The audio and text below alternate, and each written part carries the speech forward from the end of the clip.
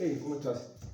Me agarraste justo viendo las noticias. Parece que una persona mató a otra que estaba intentando ingresar a su casa para robar. Así que bueno, el video que vamos a estar produciendo hoy, una idea que te vamos a estar compartiendo, tiene algo que ver con eso. Es sobre teoría del delito, pensado especialmente para personas no abogados o abogadas, o también para quienes estén capacitándose, estudiando, y por qué no, quienes ya hayan estudiado esto en algún momento, pero necesiten algún tipo de refresco, ¿no? Algún tipo de F5 para actualizar. Acá la producción me ha preparado un cuadrito. En realidad, no sé si lo llegas a ver, quizás esté muy chico para que lo veas acá en la cámara. De todas maneras, nos puedes escribir, suscribirte a nuestro canal y te lo enviamos, no hay inconveniente. Es Mario Dolo. No es Mario Bros, sino que le han puesto Mario Dolo. Se trata de una representación que se le atribuye a Enrique Bacigalupo, un penalista, en la cual, si vos observás bien, esto no lo vas a poder identificar, pero yo te lo cuento, no te preocupes. Mario aparece al principio con un traje de plomero, que es su traje particular, o de jardinero, como diríamos, y a medida que va avanzando este proceso se va poniendo el traje de recluso, el traje a rayas. ¿Por qué? Bueno, pues vamos a hablar de la teoría del delito hoy.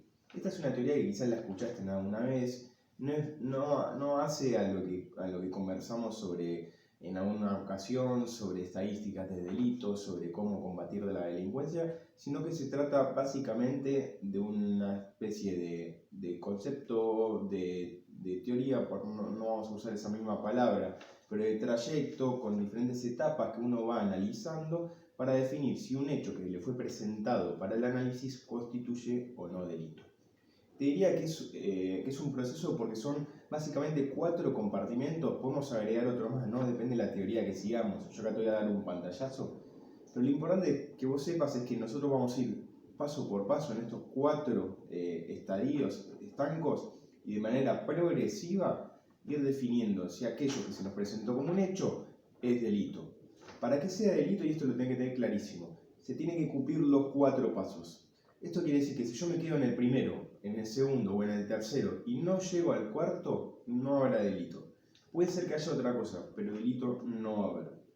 Te decía que son 4, vamos a agregar otro más. Vas a ver que en la teoría, digamos, si vos querés profundizarla, realmente es súper interesante. Vas a encontrar diferentes apreciaciones y te vas a dar cuenta por qué, una vez más, el derecho no es una ciencia exacta, sino que es una ciencia social.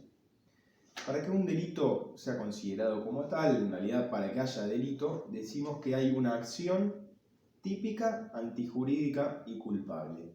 Ahí ya tenés una definición rápida si te toca brindar algún tipo de examen. Obviamente seguramente tengas que explayarte un poco más. Pero estos son los 4 estadios de los que te voy a hablar hoy. Acción, tipicidad, antijuricidad y culpabilidad. Con eso ya puedes definir el delito. El delito es una acción típica, antijurídica y culpable. Primero, acción. Arrancamos siempre por el comienzo, te decía, es progresivo. La acción. Bueno, la acción es una conducta externa, voluntaria y humana. ¿Qué es lo que evaluamos en esta etapa? Bueno, principalmente, digamos, si el hecho que se nos presenta involucró una acción, digamos, una conducta humana. Al derecho le importa que sea humana, más allá de después de algunas consideraciones que podamos hacer sobre, por ejemplo, la ley o la responsabilidad penal de las personas jurídicas, pero en principio decimos que lo más importante es que sea humana, que sea voluntaria. Entonces acá, por ejemplo, ya sabemos que se excluyen algunas situaciones. Por ejemplo, puede ser cuando medí una fuerza física irresistible. Imagínate, vos vas caminando por la calle y estás con un amigo o una amiga que te está molestando y de repente ese amigo te empuja. Te empuja y vos caes sobre otra persona y la lastimas. Eso, bueno, vos caíste, vos la lastimaste a esa persona, pero no es una acción, porque a vos te resiste una fuerza irresistible, no pudiste hacer otra cosa para evitarlo, y fue de esa manera que terminaste dañando a otra persona.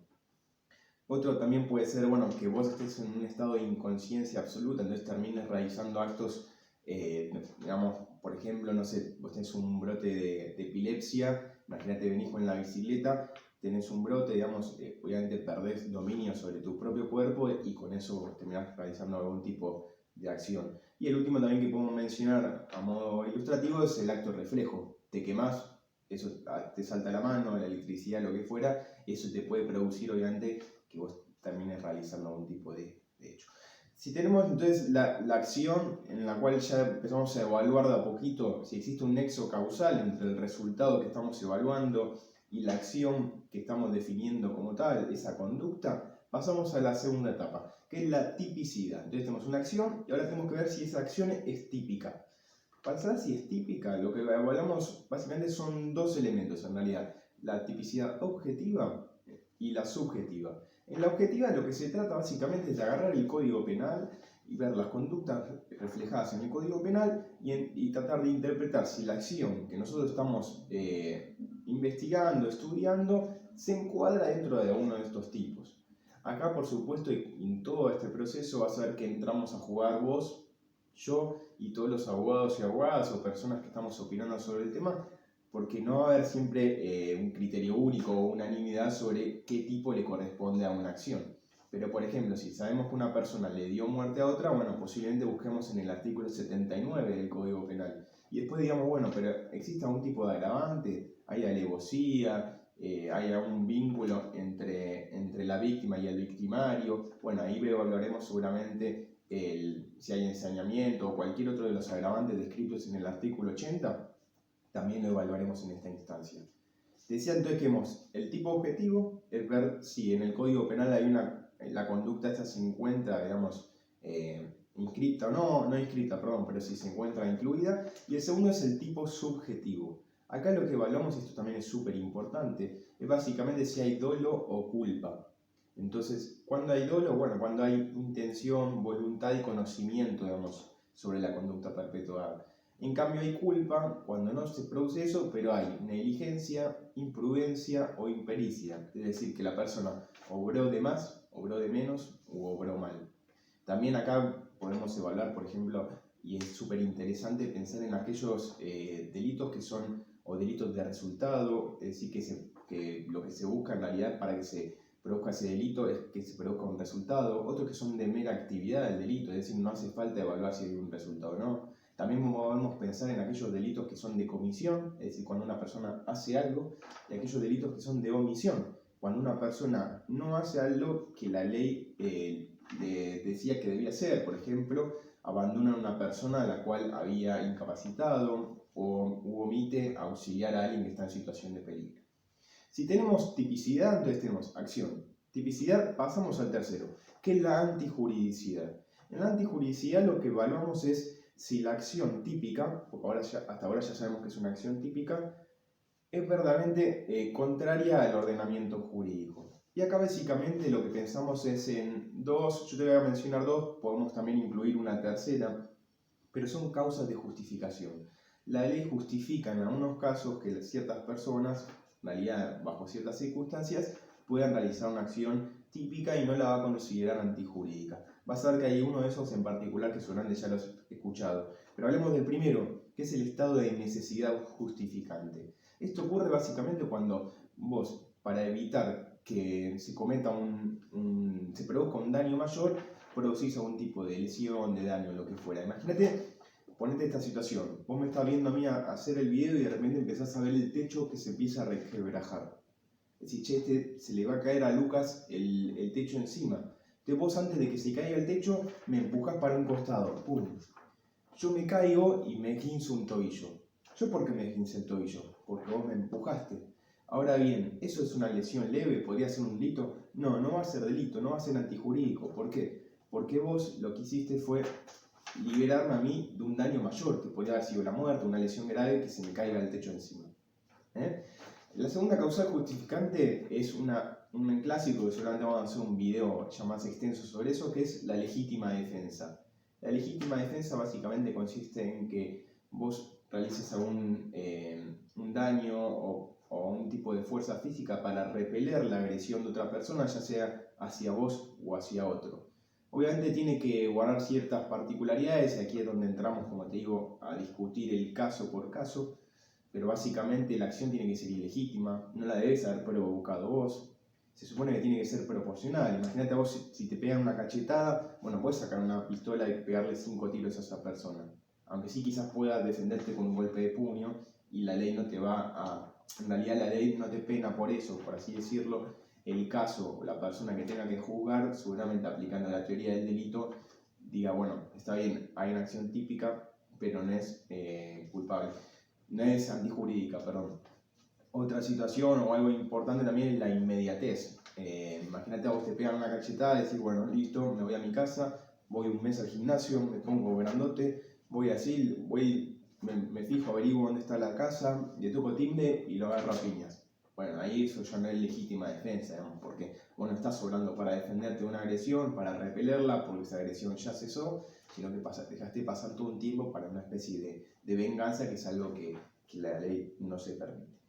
Te decía entonces que tenemos una acción típica, antijurídica. Si pudiera ver este cuadrito, vas a ver, dirías que a Mario Dolo, así le llaman, le empiezan a salir las rayas dentro de su atuendo. Después yo acá te mencionaba, bueno, hay otros también que prevé la ley. Vos podés buscar en el artículo 34 en particular del Código Penal, que aplica para toda la República Argentina, diferentes menciones. Entonces vas a ver ya de lo que hablamos del estado de inconsciencia absoluta, de la fuerza física irresistible, la legítima defensa, el estado de necesidad justificante, el cumplimiento del deber, es decir, cuando una persona se encuentre cumpliendo un deber y realiza un acto de este tipo, la colisión de deberes, etc. Tenemos una acción que es típica y una acción que es antijurídica. ¿Eso es un delito? No, todavía no. Podemos decir que es un injusto penal, pero todavía no es un delito. Tenemos que pasar al cuarto y último estadio que te voy a contar hoy, más allá de que vamos a dejar la punibilidad para más adelante, que es el de la culpabilidad. De la culpabilidad es también uno de los estamentos clave, en realidad todos lo son, digamos, cada uno tiene por supuesto su particularidad, pero la culpabilidad lo que evaluamos y lo que intentamos definir es si esa acción típica, antijurídica y culpable le resulta reprochable o no a una persona.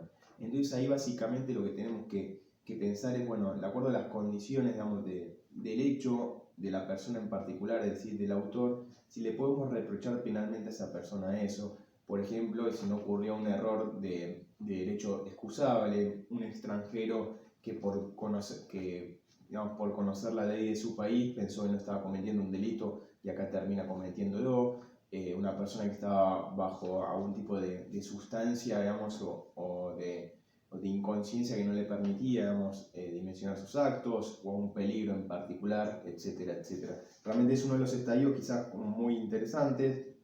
También muchos discuten si uno está obrando bajo coacción, por ejemplo, bajo amenaza de que realiza un tipo de delito. Imagínate, yo te digo, si no matas a tal persona, yo secuestro a tu familia, entonces vos terminás realizando un hecho de ese tipo. O obediencia debida, eso también entre los soldados, por ejemplo, se ve que pasa cuando un soldado raso comete un delito, pero porque se lo ordena un superior, es culpable o no culpable de ese delito. Bueno, todo eso se define también y se evalúa en este caso. Y entonces si sabemos que la persona realmente es culpable de ese delito o de esa acción típica antijurídica, podemos decir que es un delito. Tenemos entonces, para resumir, la teoría del delito es un nivel de análisis que lo vas a ver quizás no tan expreso, pero que se utiliza en todas las sentencias, en los argumentos de fiscales, de defensores, que nos permite dilucidar si un hecho presentado es o no delito. Lo importante es que sepas que es progresivo. Si yo no me quedo en el primero, es decir, si no hay acción, ya no habrá delito. Si no hay acción típica, ya no habrá delito. Entonces nosotros vamos avanzando y de esa forma podemos definir y llegar hasta el último estadio, si es que así corresponde, y definir con todos los argumentos si corresponde o no catalogar ese hecho como un delito, más allá después de la graduación de la pena y de los atenuantes o agravantes que podamos establecer. Bueno, espero que te haya sido claro. Agradezco también a los asistentes de producción, al doctor Alejandro María Sarú, también por ayudarnos en la preparación de este video, y te espero en una nueva presentación de Leol Play, Economía y Subtítulos